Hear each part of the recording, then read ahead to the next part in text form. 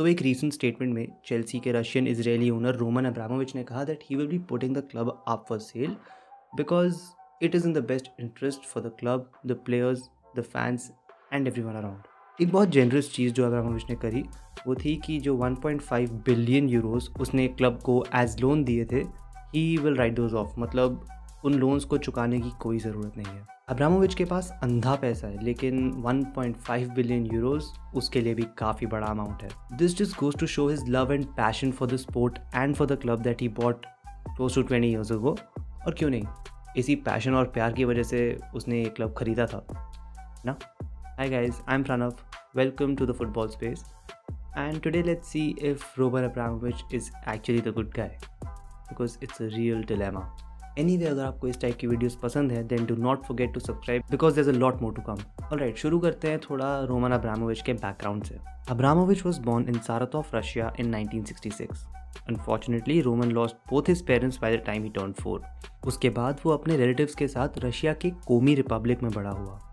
2 अलग कॉलेजेस से drop out करने के बाद इस बिलियनर ने अपने सबसे पहले पैसे प्लास्टिक डॉल्स और रबर डक्स बेच के कमाए। थोड़ा समय सोवियत आर्मी में बिताने के बाद 1987 में रोमन अब्रामोविच ने अपनी पहली शादी करी and as a gift from his in-laws he got 2000 roubles. इन 2000 रूबल्स को रोमन ने स्मार्टली इन्वेस्ट किया in illegal deodorants and perfumes.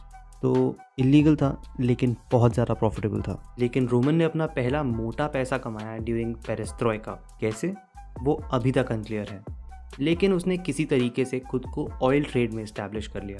By the time USSR collapse हुई, अब्रामोविच एक नोटेबल रशियन बिजनेसमैन बन चुका था विद गुड कनेक्शंस। ये वाला पॉइंट काफ़ी इंपॉर्टेंट है।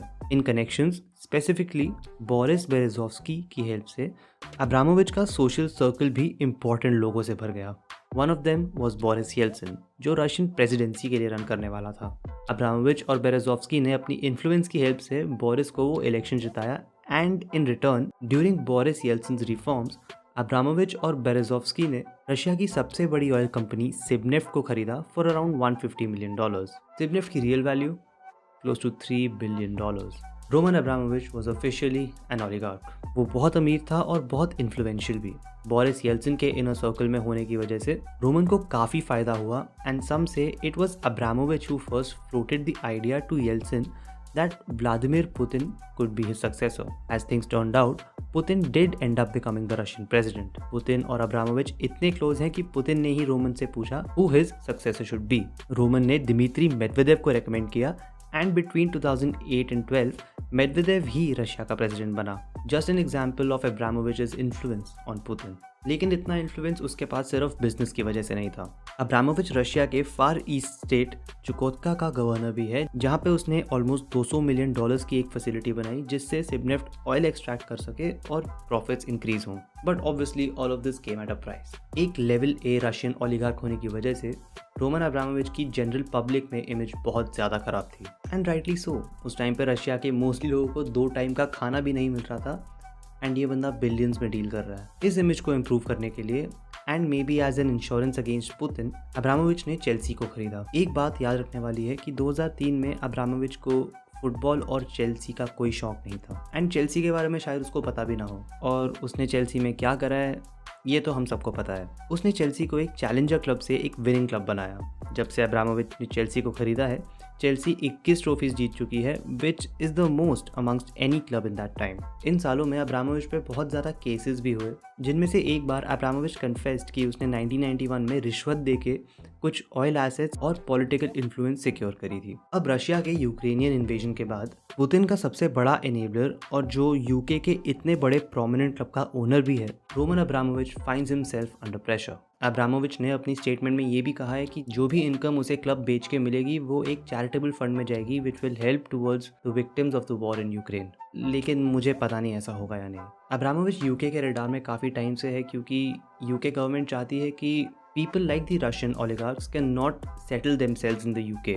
लेकिन अभी तक अब्रामोविच पे कोई स्टेप्स क्यों नहीं लिए, ये जानने के लिए हमें थोड़ा सा चेल्सी के पर्सपेक्टिव से चीज़ें देखनी होंगी। It is very difficult to ignore जो अब्रामोविच ने चेल्सी के लिए किया है and it gives you a very compelling reason to think that maybe he isn't that bad of a guy and I am with you on that. Chelsea दुनिया के सबसे बड़े क्लब्स में से एक है अगर इमीडिएटली अब्रामोविच को सैंक्शन करके उसके सारे एसेट्स को फ्रीज करा तो चेल्सी इफेक्टिवली एडमिनिस्ट्रेशन में चले जाएगी, जिसके साथ लाखों चेल्सी फैंस एनरेज होंगे। ऑल्सो अगर सैंक्शन लगता है तो Abramovich might be forced to ask Chelsea to repay the 1.5 billion euros that he has put in. No pun intended. This is the reason why Abramovich wants to sell the club as soon as possible. As of now उसका asking price is 3 billion euros, लेकिन Abramovich का मानना है कि Chelsea should be valued more than that.